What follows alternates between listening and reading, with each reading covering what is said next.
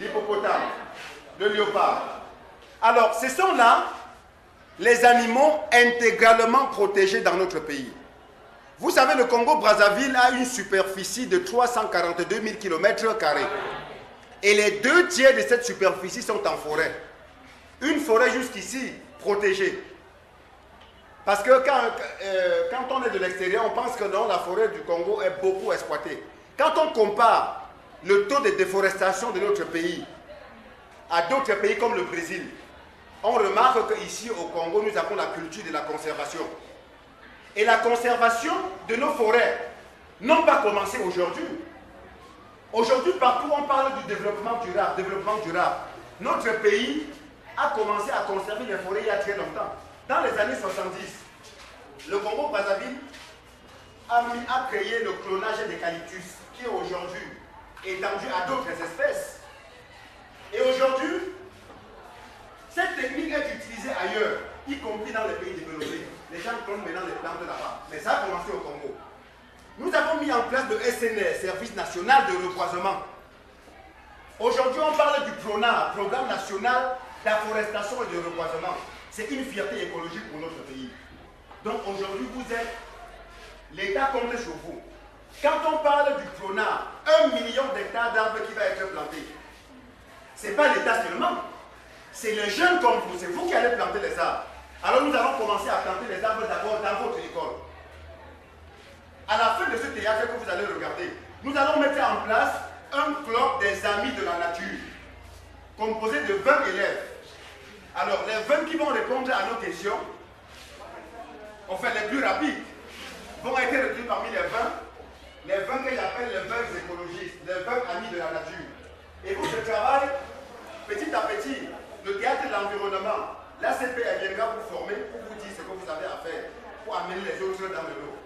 Ok les amis? Oui. Alors cette affiche va être maintenant désormais dans votre salle de classe. On va coller au mur à quelque part. Ce n'est pas pour que vous sabotez, c'est pour que vous démêlez, c'est pour que vous regardez chaque fois les animaux qui sont dans nos forêts. Nous devons être jaloux de ces animaux. Si on continue à tuer ces animaux, bientôt ils vont disparaître. Il n'y a plus trop d'éléphants.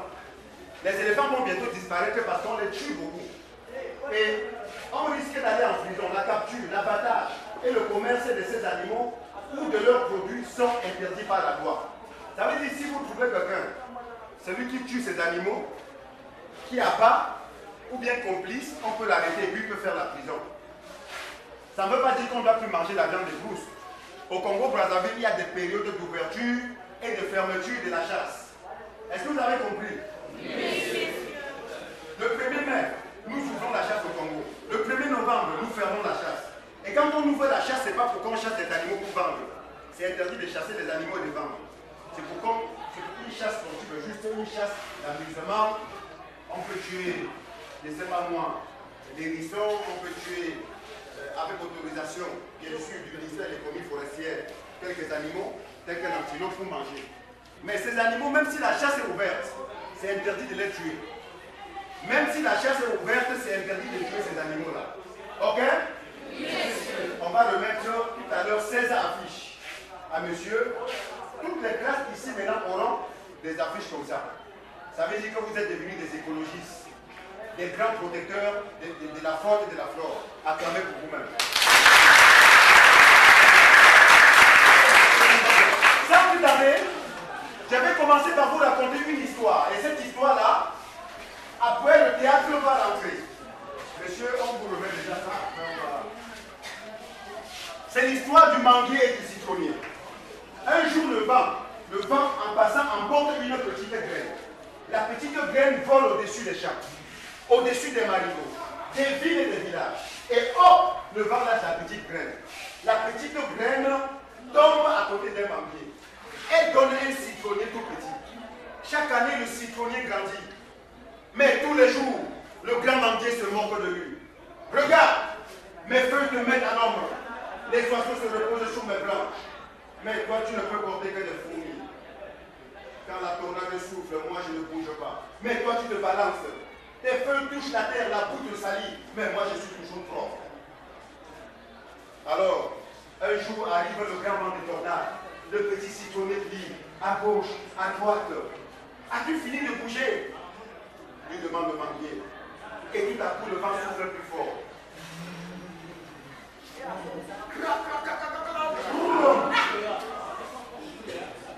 Le banquier se couche. Le vent l'a déraciné. Et le petit citronnier se balance tout doucement. Tout doucement. Voilà pourquoi c'est pas bien de se moquer des autres. Alors, sur ce, je vous annonce l'arrivée du théâtre de l'environnement de l'Association pour la culture de protection de la faune et de la flore en partenariat avec le ministère du Développement durable, de l'économie forestière et de l'environnement, financé par l'ambassade de France au Congo, le Fonds social de développement. Nous voulons vous inviter à regarder cette pièce de théâtre parce qu'après, je vais vous poser des questions sur cette pièce de théâtre, sur vos acclamations.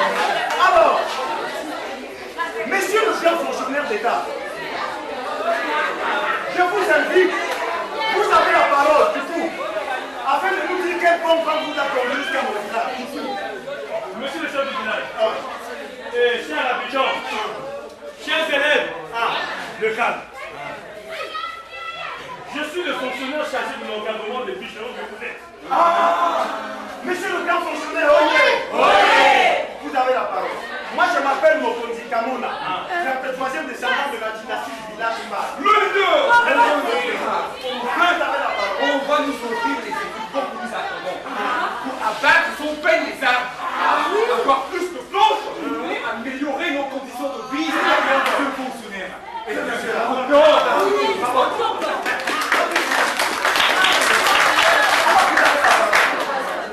je suis venu dans votre village pour vous parler du nouveau code forestier.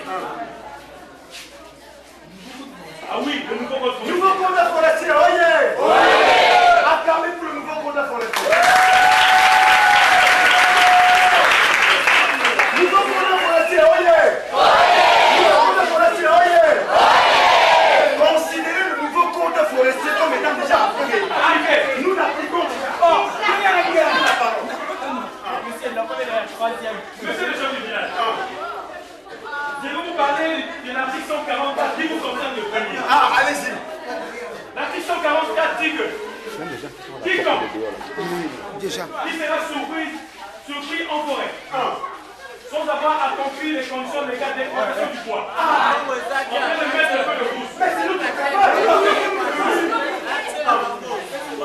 Je dis que quiconque on va attraper en forêt en train de couper les arbres, mettre un peu de pouce, chasser les animaux sans avoir reçu l'autorisation, paiera une amende allant de 100 000 à 200 000 francs CFA et sera passible d'une peine d'emprisonnement ferme de 2 ans au moins.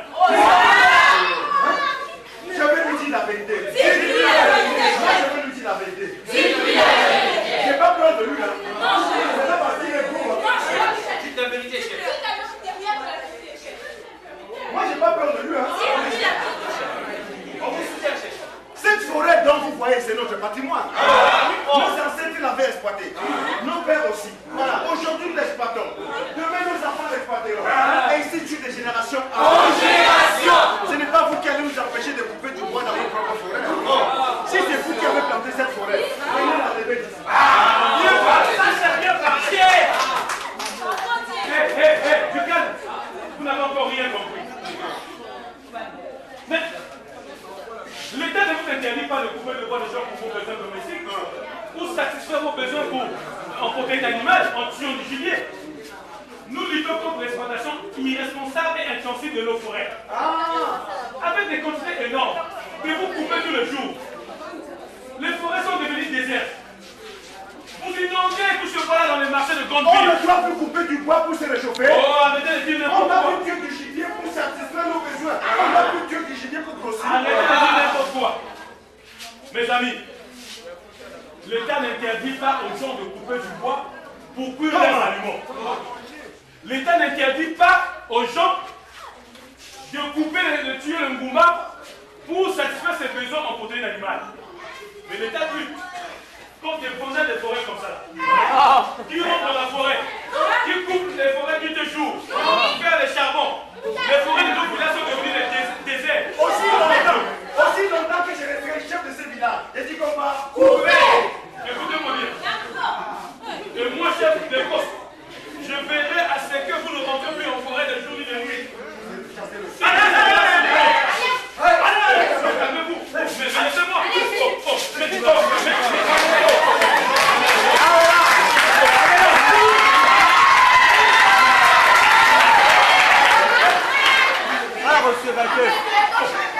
C'est du tout étranger qui viole mon territoire sans mon autorisation mérite la peine de mort.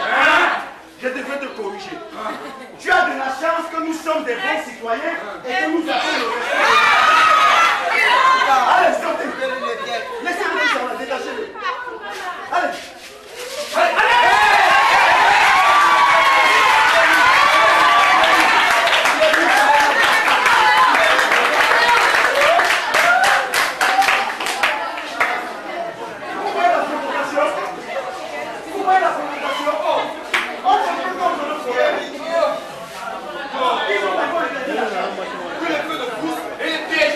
Après, ils sont tombés dans la pêche.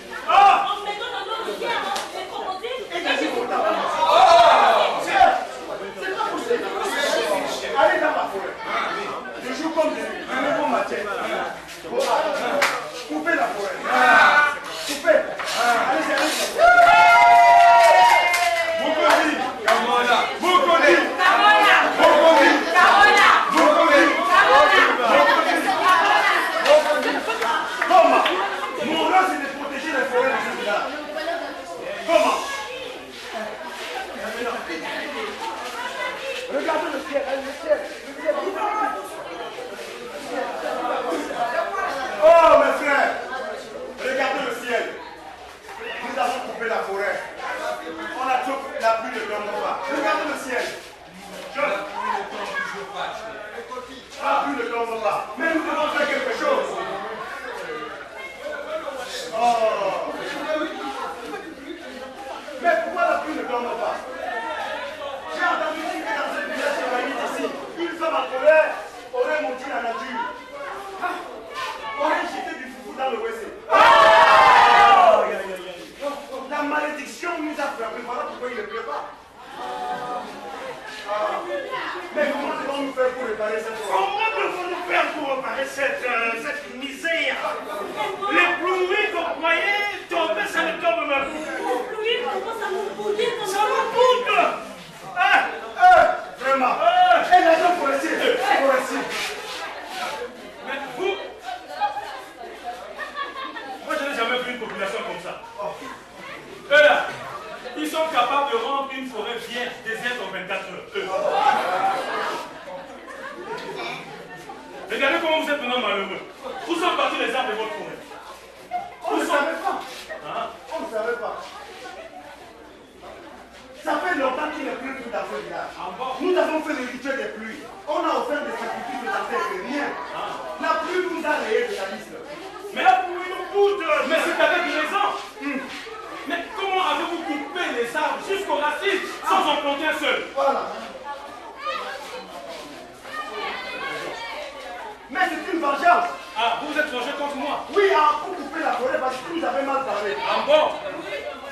C'est donc les conséquences de votre vengeance. Eh, retenez bien. Vous là, ouvrez bien vos oreilles. Retenez bien mes amis. Si l'on coupe les arbres sans en planter ensuite, le sol dénudé s'appauvrit et sèche. Les arbres forment un écran protecteur comme le corps de vent. Ils sont l'élément principal de lutte contre la poussée du désert. La chlorophylle de leurs feuilles absorbe le dioxyde de carbone et nous rejette de l'oxygène dont nous avons besoin pour vivre. Bon, maintenant vous avez pu couper. Qu'allez-vous faire maintenant? On peut encore offrir des sacrifices aux ancêtres. Cela ne changera à rien. Ce n'est pas les ancêtres qui provoquent la pluie. La pluie est provoquée par les arbres. Donc vous, par ignorance, vous avez tout coupé. Regardez, le désert a envahi le village. La condition de vie est devenue insupportable. L'air est devenu pollué. Voici une lettre. Une lettre. Il y avait une lettre pour moi dehors là. J'ai laissé la lettre là-bas, je suis venu avec. Allez chercher la lettre. On me dit qu'il y a une lettre. Je suis venu vous voir parce que j'ai une bonne et une mauvaise nouvelle pour vous. Une lettre. Comment?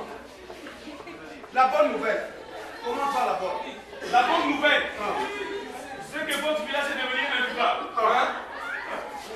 C'est ça. On va vous déplacer pour vous emmener dans un lieu où il y a encore des arbres et où il fait pour vivre. Mais nous allons quitter ce village, laissant les tombes de nos ancêtres et nos guides, mais nous irons où? La mauvaise nouvelle, c'est ça. Vous allez tout abandonner. Parce que votre village a été déclaré par le président de la République zone sinistrée. Zone sinistrée?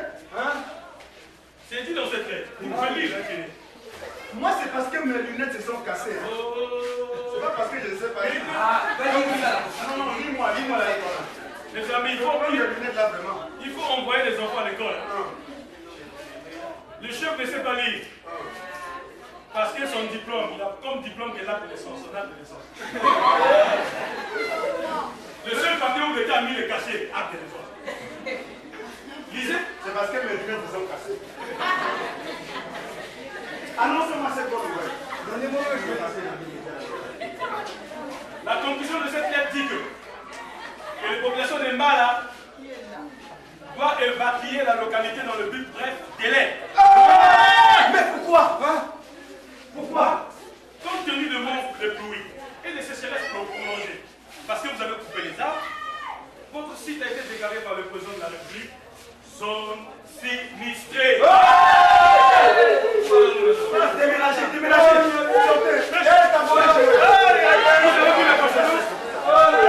Zone sinistrée. Nous allons quitter ce village. Si vous ne partez pas, la police va nous faire partie de vous. Zone sinistrée.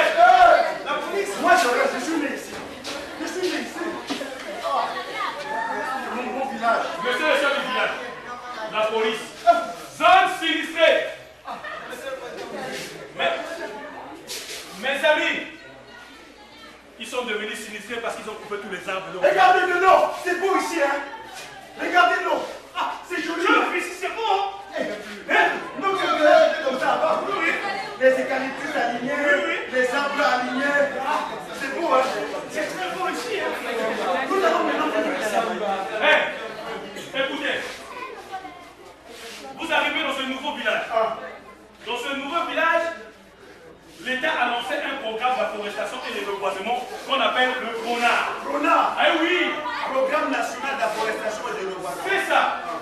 C'est-à-dire, tout Congolais, où qu'il soit, élèves, étudiants, travailleurs, ménagères, doivent planter les arbres afin que notre pays redevienne